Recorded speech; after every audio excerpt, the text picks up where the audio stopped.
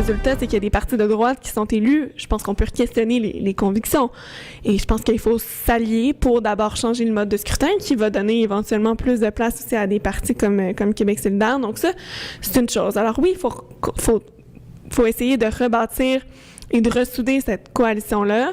Malheureusement, ça n'a pas été possible de le faire cette élection-ci. On espère pouvoir y travailler dans le premier mandat. Après le 1er octobre, essayer de rassembler les forces, peut-être. Il y a Véronique Yvon qui l'a fait de main de maître. Elle a tout donné ce qu'elle pouvait, même si ça n'a pas fonctionné, c'est pas parce qu'elle n'a pas essayé. Donc, autant. Puis, il y a des indépendantistes plus conservateurs, plus en droite, comme vous l'avez dit. Peut-être actuellement, il y en a certains à la CAQ, il y en a encore au Parti québécois. Donc, c'est sûr qu'il faut avoir toutes ces gens-là, si on veut réaliser l'indépendance, parce que c'est normal. Je veux dire, il y a des gens, exact, ça dépasse les lignes de la gauche ou de la droite. C'est vraiment au-delà, il y a plein de raisons pragmatiques pour faire l'indépendance. Alors, de reprendre immédiatement la négociation avec la Tunisie, le Maroc et l'Algérie pour les ententes de reconnaissance réciproque des compétences professionnelles, on pourrait rajouter la France, parce que... À vous de juger.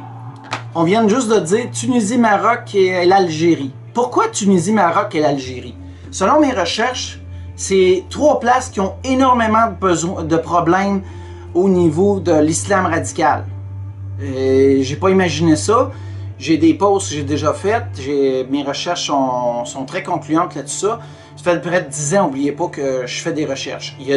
La plupart de ceux que je me réfère sont très ferrés là-dedans, beaucoup plus que moi. Moi, je vous rapporte ce que j'ai lu et ce que j'ai recherché. Puis actuellement, ces 3 pays-là qui veulent se rapprocher tout de suite, puis mettre des... Pourquoi? Le gars, qu'est-ce qu'il a dit tout de suite après l'animateur? Ben, vous pourriez rajouter la France. On a vu les vétérinaires en 2008, enfin pas en 2008, mais avoir des accords écrits en 2008, mais manifester il y a 1 an ou 2 devant le ministère parce qu'ils sont signés, mais pas appliqués. Tout à fait. Et j'ai même une anecdote de l'école de vétérinaire où le directeur est français mais peut pas opérer parce qu'il n'est pas diplômé de l'école qui. Oui. Voilà. D'établir un régime d'inspection et d'amende significatif sanctionnant la discrimination à l'embauche. Qu'est-ce que vous appelez discrimination? Est-ce que ça peut être le nom, ça peut être l'accent? Dès qu'on prouve qu'il y a une discrimination en raison de l'origine ou peu importe quel type de discrimination, mais de hausser les amendes parce qu'on croit que les employeurs n'ont pas peur de ça, mais si c'est significatif, ben, ils vont peut-être y repenser à 2 fois. Tout à fait. Fait que si je comprends bien ce point-là, discrimination à l'embauche. Donc, mes employeurs, pour X raisons, ne voudraient pas embaucher une personne de couleur. Dans le fond, les PQ sont en train de mettre une police pour les obliger à embaucher. Au lieu de trouver un système... D'instaurer un nouveau cours sur la citoyenneté au primaire et Alors là, c'est intéressant, je voulais avoir... et le secondaire, est-ce que, dans ces cas-là, le cours qui existe sur la religion, enfin, qu'est-ce que vous pensez de ça? Est-ce qu'il faudrait le supprimer? On va le remplacer. Oui, voilà, c'est ça. On va le remplacer pour inclure les notions davantage de citoyenneté. C'est sûr que ça va être question de lutte contre la discrimination, le racisme, tout ça, mais on veut vraiment que ça soit... aussi, c'est ça, exact. On veut l'élargir pour que ça soit vraiment plus représentatif de la citoyenneté, quoi. Pas juste la religion. Oui, tout à fait, oui. Les derniers points, donc d'instaurer des échanges étudiants entre Montréal et les régions, au secondaire, au cégep, ainsi qu'une régionalisation de l'immigration. Alors, je rebondis sur la déclaration de Jean-François Lisée il y a quelques jours, où il aimerait bien développer plus de liens avec la région. Tout à fait. Est-ce que... Alors, parce qu'il y a plus que 50% des emplois disponibles qui sont dans les régions éloignées du Québec. Mais donc, alors, c'est parce que sans emploi, les gens ne vont pas rester. Parce que moi, j'adorerais aller à Chicoutimi. Évidemment, mais il y en a des emplois là, comme ça. Là, c'est ça, mais alors, il y a un problème d'information. Exact. Voilà. C'est pour ça que nous, on veut corriger ça. On veut faire des campagnes justement d'employabilité, puis tout ça, puis aller tout de suite amener les personnes qui veulent arriver au Québec directement en région. Parce que le guichet unique, peut-être, ce serait peut-être la solution pour avoir on pourrait les rediriger. On pourrait s'informer en disant, voilà, région... On va rouvrir les bureaux d'immigration régionale qui ont été fermés par les gouvernements libéraux, donc ça va déjà faciliter la tâche. D'encourager les citoyens à diffuser des contre-discours et à marginaliser les voix discriminatoires sur les réseaux sociaux. Alors là, c'est un aspect intéressant, on parlait des nouvelles technologies. C'est-à-dire que là, vous auriez un peu comme en France une loi qui permettrait de lutter contre les fake news ou de comment vous voyez exact. Ça? Puis surtout, on parle d'encouragement. C'est sûr qu'on ne peut pas contrôler ce que les gens écrivent sur les réseaux sociaux. Exact. De faire des campagnes de sensibilisation, puis c'est ça. de faire réaliser que ce qu'on écrit sur les réseaux sociaux, les appels à la haine, ça, sur les réseaux sociaux ou autres, ça, c'est inacceptable, puis tu peux être poursuivi pour ça. OK. En matière de logement, de renforcer les initiatives existantes de médiation entre les propriétaires et les locataires qui proviennent de la diversité, de sanctionner les propriétaires qui font de la discrimination. Moi, je vais faire une campagne positive, mais là, je suis obligé de dire tabarnak. Une police pour les employeurs qui oseraient refuser. Une police à l'Internet. Une police pour ceux qui vont qui voudraient peut-être pas loger des personnes. C'est plus des farces, là. C'est tous des programmes de sévérité, une genre de forme de dictature. Tu sais, QS, j'ai fréquenté QS. J'ai fréquenté Option Nationale. J'ai fréquenté du monde de PQ. J'ai fréquenté du monde du Bloc. QS, ils s'aiment beaucoup avec du monde qui ont une tendance communiste, une mentalité de communiste. Ce que PQ, c'est probablement pour ça qu'ils ont essayé de s'assembler avec QS. Le PQ, les gens, là, je m'excuse, là, mais c'est plus le PQ de René Lévesque. Ce serait peut-être le temps que vous vous réveillez. Puis si vous étudiez notre programme, vous allez voir que nous autres, on est là sur la démocratie. Puis vous allez voir que si il y a un vent de changement qui se passe au Québec, puis on a décidé de se prendre en main parce qu'on a tous les outils nécessaires pour être indépendant. Mais si on ne l'est pas, on va respecter ça. Parce que le citoyen au pouvoir, c'est ça l'histoire. C'est qu'on est des représentants. On a le droit à toutes nos opinions. Ça, c'est très important. On a le droit à nos opinions, mais on va respecter le fait que vous n'en voulez pas d'indépendance. Mais s'il y a une initiative populaire, il y a 100 000 voix, il y a un débat pendant 4 mois, puis ils sont persuadés qu'ils vont la faire, ben il y en a qui vont dire, des députés qui vont dire, ben moi je suis pour, puis il y en a que je vais avoir des collègues qui vont dire, je compte. Puis c'est ça qui va vraiment arriver. Mais c'est ça la démocratie. Il faut qu'on discute puis tout ça. Puis il faut vraiment voir les problèmes tels quels qu'on les voit.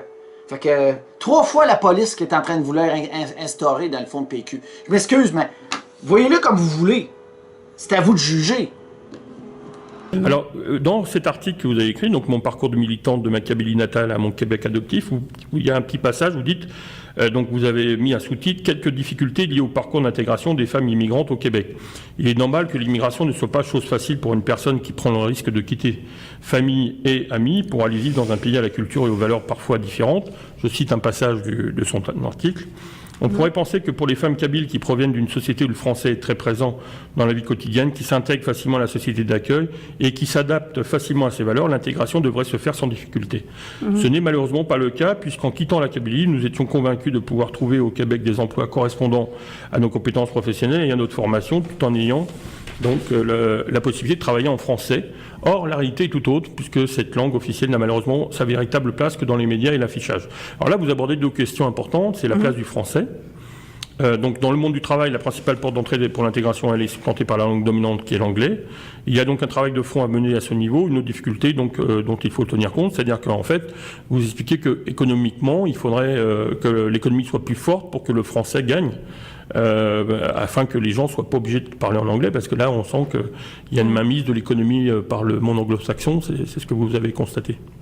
Oui, en fait, il y a beaucoup de contradictions. Quand on est venu ici, il y a eu beaucoup de promesses, donc en fait, c'est on va dire la poudre aux yeux, à part, bon, on trouve des grands espaces, c'est beau, c'est joli, tout ça, mais avec c'est pour le les touristes. temps, oui, mais avec le temps, quand même, on se rend compte qu'il n'y a pas que ça, en fait. On n'a pas, et puis quand on a quitté les pays d'origine, et la plupart, c'est-à-dire, on avait notre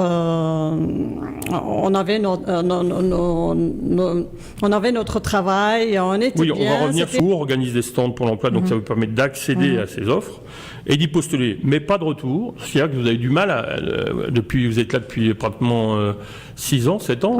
Non, presque 6 ans. Ouais, c'est ça. Mais vous êtes devenue canadienne maintenant ? Oui, j'ai la citoyenneté. Donc la citoyenneté.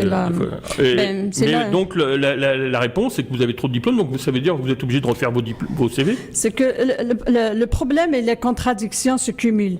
C'est que d'un côté, donc, c'est ça, on est surqualifié. Donc, en plus, on est mal encadré. Quand on est surqualifié, on n'est pas nécessairement encadré. Donc, tu passes d'une formation à une autre, ou bien tu passes ton temps à refaire et à revoir comment rédiger son CV. Commentez l'intervention de Catherine Fournier, par exemple. Ok, merci. Donc, moi, je suis avocat de formation, comme vous savez. Donc, j'ai quitté la Tunisie en 2012, vu les circonstances que vous savez, madame. Vous aussi, vous avez dû quitter la Tunisie pour des printemps en arabe. Moi, je dis, c'est le deuil arabe. Ça, c'est premièrement. Deuxièmement, j'ai fait ici des études en administration, donc j'ai obtenu. Pour sauver votre vie. Exactement, pour sauver votre vie, voilà. Donc, donc on a fui l'extrémisme et le fanatisme. Et voilà que nous voyons aujourd'hui, d'ailleurs j'aurais dû commencer par présenter mes condoléances pour cette femme et cette jeune fille qui ont été assassinées à Toronto. Il n'y a pas de raison pour que on fait un scandale, évidemment, et il y a un sursaut de la société lorsqu'il y avait un attentat à Québec, et que lorsqu'il y a des Canadiens qui sont assassinés, on fait comme si c'était une normalisation avec le terrorisme. Moi, je suis contre cette approche médiatique, et moi, je suis, comme vous savez très bien, je suis très engagé dans le monde des médias, et je ne cesse toujours de critiquer les approches qui existent dans la façon d'appréhender les choses.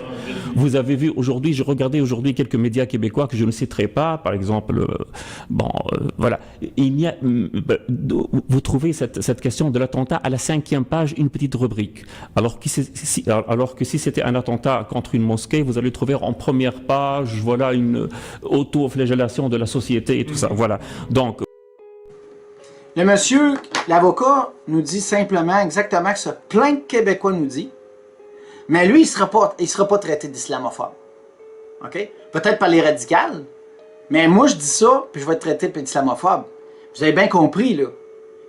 Il n'est pas content de la façon que les médias traitent la chose. Ce que nous voyons, c'est que le terrorisme nous rattrape, parce que malheureusement, le Canada, que nous avons pensé que c'est un pays qui est épargné, un pays qui est protégé par 2 océans, et ben le terrorisme il s'implante parce que malheureusement, et ça je dois le dire parce que moi je n'appartiens à aucun parti politique, nous sommes dirigés, que ce soit au niveau fédéral ou au niveau provincial, par des gens qui n'ont aucune connaissance de l'ampleur du terrorisme islamique, ni de ses composants, ni de ses sources, ni des facteurs qui peuvent l'émerger. Et un des facteurs qui émerge le terrorisme, c'est le mauvais choix en matière d'immigration.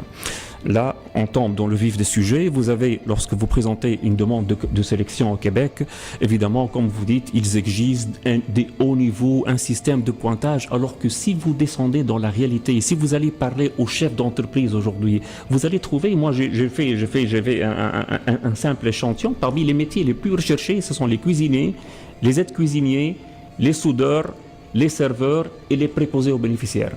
Parmi ces 5 métiers, vous n'avez pas besoin d'avoir des points de 15 ou 16 points. Vous n'avez pas besoin d'avoir un 3e cycle. Donc, ce que fait le gouvernement du Québec et le gouvernement du Canada et toute cette que je qualifie de bande qui est en train de régner, c'est qu'ils ne savent que ce sont des bureaucrates qui n'ont aucune idée sur la réalité des besoins réels de leur propre pays, de notre propre société.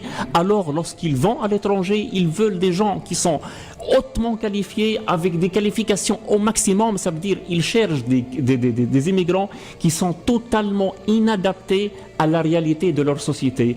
Et le résultat, c'est quoi? C'est que vous amenez des gens qui sont incapables de s'intégrer parce qu'ils sont inabsorbables par le marché de l'emploi qui a besoin d'une main-d'œuvre non qualifiée. Et je répète, le Québec a besoin d'une main-d'œuvre non qualifiée.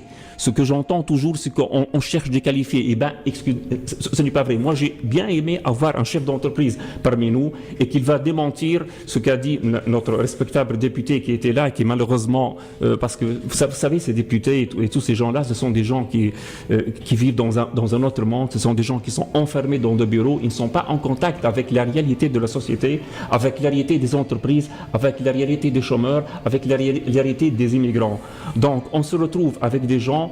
On le vend un grand espoir en venant ici, et bon, après c'est le désespoir, c'est la fermeture, c'est le repli sur soi, oui, puis c'est le communautarisme, et le communautarisme et l'enfermement et la déception, ce sont les cocktails sociaux parfaits pour le terrorisme. Donc si on fait un lien, le gouvernement provincial et le gouvernement fédéral et les libéraux, moi je n'ai pas j'ai le droit de nommer les choses par leur nom, et les libéraux, ils sont en train de enraciner le cocktail social de l'intégrisme, du fanatisme. Parce que moi je viens d'un monde où au niveau professionnel et au niveau social. Exactement, parce que peut-être pour un latino ou pour un colombien ou pour un chinois, s'il n'est pas intégré, peut-être il peut faire une roulade sociale, il peut s'intégrer. Mais pour les communautés musulmanes, si vous les trompez, si vous faites une tromperie de la marchandise et vous les permettez évidemment qu'ils vont trouver le rêve et tout ça, et en plus qu'ils viennent surqualifiés, et après, que ce soit des médecins, que ce soit des pharmaciens, que ce soit des ingénieurs, ils sont obligés de travailler des travaux alimentaires et ils passent des années comme ça, et bien, si... accusés que voilà, mais ce sont des gens qui généralement qui ont des familles, donc ils se trouvent dans une détresse sociale, ils sont obligés de faire des boulots sous-qualifiés. Voilà. Et encore, si tu trouves, parce que même les petits jobbing là, on te demande des CV. Écoutez, c'est ça l'affaire. Il faut refaire les CV. Il faut refaire les CV. On passe notre temps à faire des CV. Ce qui est plus grave, c'est qu'il y a des gens qui peuvent refaire des CV, comme vous le dites, madame, mais il y a des gens que lorsqu'ils ont dans cette détresse-là, une certaine catégorie sociale, ils ne peuvent plus, alors ils se déconnectent et ils basculent dans le fanatisme. Il n'y a pas mieux que vous allez... Par exemple, si vous êtes une organisation intégriste, terroriste, et que vous voulez massacrer les gens, il n'y a pas mieux que vous allez chercher dans ces immigrants. Vous allez dire, regardez que le Québec, il s'est moqué de vous. Regardez comment le Canada et les mécréants ne vous offrent absolument rien. Ce sont des victimes très faciles pour les recruter. Et ce qu'on est en train de faire, c'est qu'on est en train de... Parce que généralement, lorsqu'il y a des attentats, on dit que c'est la malintégration. Là, par les mauvais choix gouvernementaux, on est en train de donner des excuses, comme par exemple pour cette terroriste qui a fait l'attentat la semaine dernière ou cette semaine à Toronto. Les médias, ils l'ont qualifié de déséquilibré. Eh ben, malheureusement, par la politique, les libéraux, ils sont en train d'encourager ces déséquilibrés, et je vous assure qu'il y en aura beaucoup. Et ce qui se passe aujourd'hui, c'est comme ce qui s'est passé en France dans les années 80, l'immigration massive, les rapprochements familiaux, avec un aveuglement. Et regardez le résultat aujourd'hui, la France, où il y a des quartiers où la police, elle est incapable. Je vous assure que dans 20 ans ou dans 30 ans... Le chômage n'entraîne pas forcément l'intégrisme. Il y a une dimension idéologique très importante. Il y a une dimension sociale aussi. Oui, bien sûr, mais il y a une dimension idéologique d'abord. Oui. Et est-ce que là, ça ne revient pas aussi au choix de l'immigration? Par exemple, si on compare... moi, quand j'ai fait ma maîtrise sur l'immigration musulmane à l'UQAM, on parlait de 80 000 membres à peu près de la communauté dans les années 90-93. Aujourd'hui, on parle de 250 000 membres. Est-ce qu'il n'y a pas un choix d'immigration sur des membres d'une communauté où la religion peut être un projet politique, un projet social, un projet culturel qui fait que... Justement, la question qui se pose, pourquoi nos politiciens, ils donnent des excuses, ils préparent le terrain social pour cette... Pourquoi ils ne retiennent pas l'exemple de la France, comme je vous ai dit, dans les années 80, voilà. Tout à l'heure, j'ai entendu Mme Fournier du Parti québécois. Elle parlait, je viens de noter, qu'ils vont faire un bureau du guichet unique. Oui, c'est ça, c'est l'article 1. Avec tout mes respects, Mme Fournier, comme beaucoup d'autres, font partie des gens qui ne savent pas, qui ne connaissent très bien pas le terrain. Pourquoi? Je vais vous dire pourquoi. Parce que si vous faites ce guichet, et vous ne changez pas les lois avec les corporations professionnelles. Non, mais j'ai posé la question. À quoi ça va servir ces guichets? Ces guichets seront des simples boîtes à lettres. Juste voilà, à propos pourquoi je vous dis que tout à l'heure, à ce que j'ai entendu, j'ai vu que la personne ne maîtrisait absolument pas le sujet. À propos de la régionalisation, elle a mentionné que c'est un problème d'information. Ce n'est pas vrai. Les gens, ils sont conscients que le Québec, ce n'est pas Montréal. Mais savoir s'il y a des emplois en province, il faut quand même être informé. Il y en a. Il y a des régions, vous n'avez qu'à regarder la presse régionale. Aujourd'hui, par exemple, j'ai entendu parler que dans certaines régions de la Gaspésie, des restaurants ont été obligés de fermer parce qu'ils ne trouvaient pas des cuisiniers et des cuisiniers. Les cuisiniers de France, puis après, le fédéral a coupé leur permis et les a envoyés. Pourquoi on ne cherche pas des aides-cuisiniers de l'étranger? Pourquoi on exige des gens qui sont bac plus 5, bac plus 6, avec 15, 16 points? Le gouvernement... Ça, c'est le travail du parti libéral. C'est le fiasco depuis qu'ils sont en pouvoir. Ça, faut le dire. C'est vraiment un fiasco total. Ils sont au pouvoir. Pourquoi, par exemple, le Parti québécois ou autres partis ne prennent pas des mesures fiscales pour encourager les gens à s'éloigner? Par exemple, si je m'installe en Gaspésie, je ne serai pas imposé, par exemple, de 12% sur mon revenu. Je serai imposé sur Voilà, pourquoi on incite uniquement les entreprises à s'éloigner là, alors que pour les personnes physiques, moi par exemple, si je paye mon loyer moins cher, si je trouve le carburant il est moins cher, si je paye l'impôt moins cher en région, pourquoi je vais rester à Montréal? Ben oui, c'est pour ça que j'ai pas... Il faut... Oui, exactement. Il faut absolument des mesures fiscales au niveau de Revenu Québec. C'est grave aujourd'hui, c'est qu'on est en train d'amener de la main-d'œuvre qui n'est pas qualifiée, et cette main-d'œuvre qui n'est pas qui est qualifiée par, excuse-moi, mais qui n'est pas apte à travailler, elle est en train à s'amasser dans les grandes villes. Et dans les grandes villes, là, c'est pour ça qu'après qu'il y aura des problèmes de criminalité, d'intégrisme, alors que la meilleure des chances dans un monde meilleur, on amène des gens qui ne sont pas trop qualifiés, qui sont moyennement qualifiés pour s'adapter et les disperser sur les régions. Oui, non, mais on ne peut pas disperser. L'économie, c'est pas non plus l'État qui intervient partout. C'est-à-dire qu'il faut savoir aussi que, donc là, tu l'as dit, les besoins de l'économie, okay, mais la réponse est quand même économique. C'est-à-dire que si on veut limiter le problème...